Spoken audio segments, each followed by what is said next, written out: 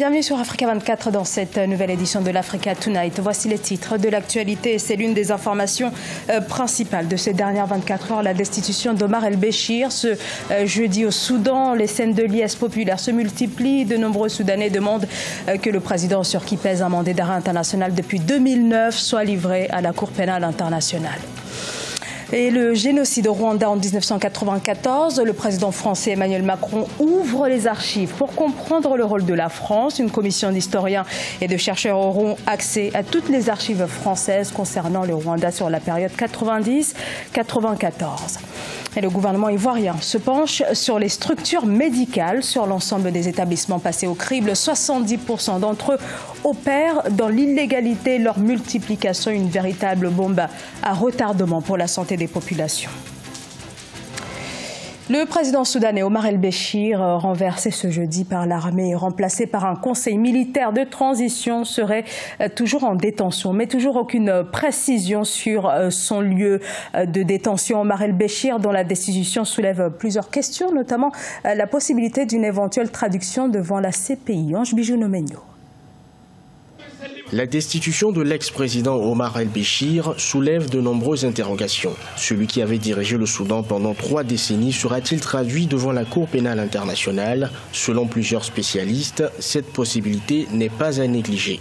Tout dépend de la volonté des nouveaux dirigeants de le transférer à la CPI ou pas. Parce que comme vous le savez, la CPI ne dispose pas d'un service spécialisé pour l'extradition des personnes qu'elle veut soumettre à jugement. Donc elle est obligée de composer avec les autorités sur place qui peuvent ou non coopérer. L'ex-président Omar el-Béchir est visé par 2 mandats d'arrêt internationaux émis par la Cour pénale internationale en 2009 et 2010 pour génocide, crimes contre l'humanité et crimes de guerre. Il est le premier président en exercice à avoir fait l'objet d'un mandat d'arrêt de la Cour et la première personne à avoir été accusée de génocide. Comme vous le savez, en Afrique, les institutions sont tellement fragiles et aléatoires. Il se peut que les nouvelles autorités aient bien envie de traduire l'ex-président devant la juridiction internationale. En ce moment, elles pourraient trouver aussi des voies de contournement. Il est très difficile, comme c'est un pays africain, de donner une position tranchée, comme on pourrait le faire dans le cas d'un pays européen, par exemple. Le président soudanais Omar el-Béchir, 75 ans, a été renversé par l'armée après une contestation populaire inédite qui met fin à 30 ans de règne sans partage. Quel rôle a joué la France dans le génocide rwandais? Une question qui se pose depuis 25 ans. L'ouverture des archives pourra peut-être permettre d'éclaircir les zones d'ombre sur le rôle des autorités françaises. En effet, le président français Emmanuel Macron a annoncé la mise en place d'une commission d'historiens et de chercheurs afin de faire la lumière sur le rôle controversé de Paris dans cette tragédie et apaiser aussi la relation avec Kigali. Reportage entre correspondants fraternes Ndaka Isenga. Pour le président rwandais Paul Kagame, depuis l'arrivée au pouvoir du président français Emmanuel Macron, les choses semblent aller entre Paris et Kigali. Le Rwanda a toujours accusé la France de complicité dans le génocide commis contre les Tutsis en 1994 au Rwanda. Une accusation qui a largement contribué à entretenir des relations tendues entre les deux pays au cours des 2 dernières décennies. Les gens nous ont demandé si nous voulions que la France demande pardon et la réponse est toujours non. On ne peut pas demander aux gens de demander pardon ni leur dire comment le faire parce que ce sera aller à l'encontre de ce que signifie demander pardon. Sinon, pour que ça ait un sens, ça doit venir de la personne qui le demande. La participation de la France dans le génocide de 1994 au Rwanda a fait l'objet de nombreuses contradictions. Mais une équipe de chercheurs et historiens vient d'être mise sur pied pour étudier le contenu des archives qui portent sur le rôle de la France dans le génocide. Même s'il y a encore du chemin à faire, Kigali semble apprécier la tournure que prend la nouvelle dynamique diplomatique. Le fait que la France ait pensé à mettre sur pied une équipe qui va étudier le contenu des archives pour que la vérité soit connue, c'est un bon pas. Et nous avons vu cela arriver pendant ces dernières années. La création de l'équipe de chercheurs avait été annoncée par le président français Emmanuel Macron en mai 2018 lors d'une visite du président Kagame à Paris, la première depuis 2011. Et dans l'actualité également, l'inflation qui repart à la hausse en Éthiopie, une augmentation de 11,2% au premier trimestre 2019 contre 10,9% au cours de la même période de l'année 2018. Mais pour les autorités, cette conjoncture ne devrait pas affecter les performances qu'enregistre actuellement l'économie éthiopienne. Nelly Claude Ebessa. Le Bureau éthiopien des statistiques a révélé qu'au terme du premier trimestre 2019, l'inflation a connu une progression de 11,2%, une légère hausse comparée aux 10,9% enregistrés à la même période en 2018. Pour les observateurs, cette performance est attribuée à la flambée du prix des céréales qui s'est répercutée sur les produits alimentaires, mais aussi à l'augmentation des prix de la location, des combustibles et ceux des transports.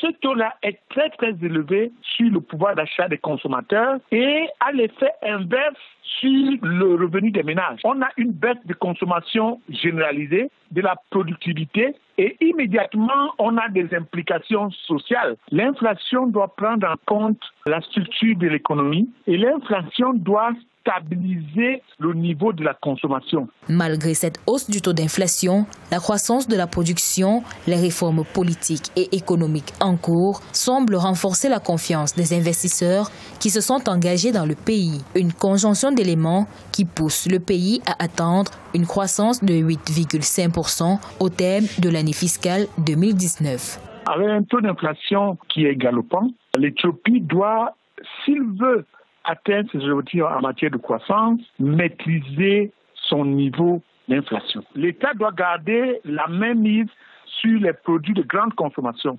sur les taux de douane appliqués aux produits importés. Rappelons qu'en juillet 2018, le gouvernement éthiopien a décidé d'ouvrir le capital des sociétés d'État opérant dans le secteur des télécommunications et du transport aérien et maritime aux investisseurs étrangers afin de promouvoir le secteur privé.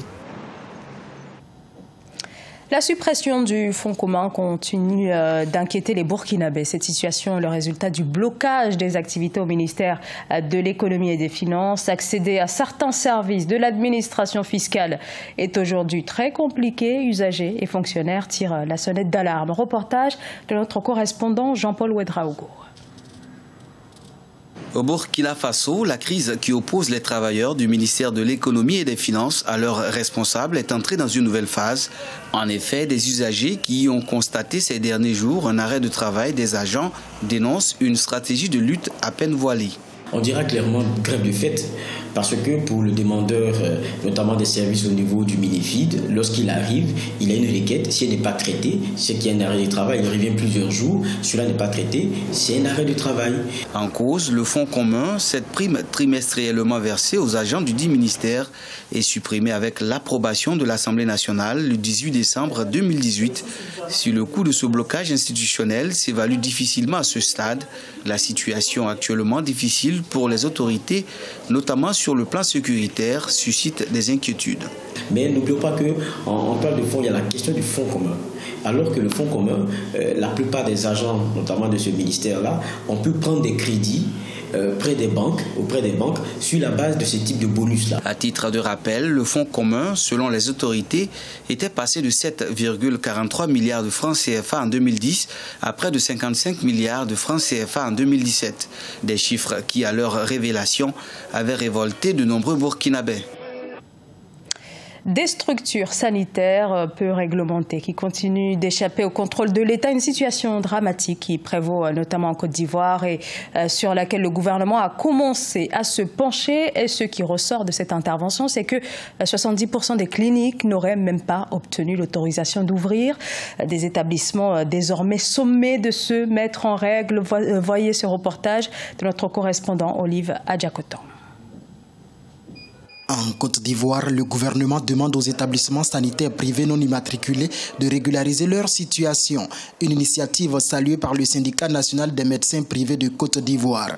Plus de 70% de ces établissements sanitaires privés opérants seraient illégaux selon une étude menée en 2008. C'est une plaie pour notre secteur d'activité. Il faut pouvoir régulariser la situation dans un domaine qui régit certaines obligations. D'abord, être médecin, inscrit à l'ordre des médecins, l'inscription à l'ordre qui donne la licité de l'exercice, être un établissement octroyé, donc il y a une autorisation de la part de l'État. L'opération d'immatriculation vise à évaluer conformément à la réglementation en vigueur la disponibilité des prestations des soins légaux dans les établissements sanitaires privés et à réaliser une cartographie de l'implantation géographique de ces établissements. Il y a deux piliers du secteur de santé en Côte d'Ivoire, le secteur public et le secteur privé. Et ces deux piliers sont complémentaires. Donc, il ne peut pas avoir de concurrence, d'autant plus que chaque secteur a sa clientèle. Avec plus de 7500 médecins, le secteur privé de la santé représente 40% de l'offre de soins du pays, selon le syndicat national des médecins privés de Côte d'Ivoire. Ce journal a été réalisé par l'ensemble de la rédaction. Merci de votre fidélité. Dans un instant, une nouvelle édition de l'actualité sur Africa 24.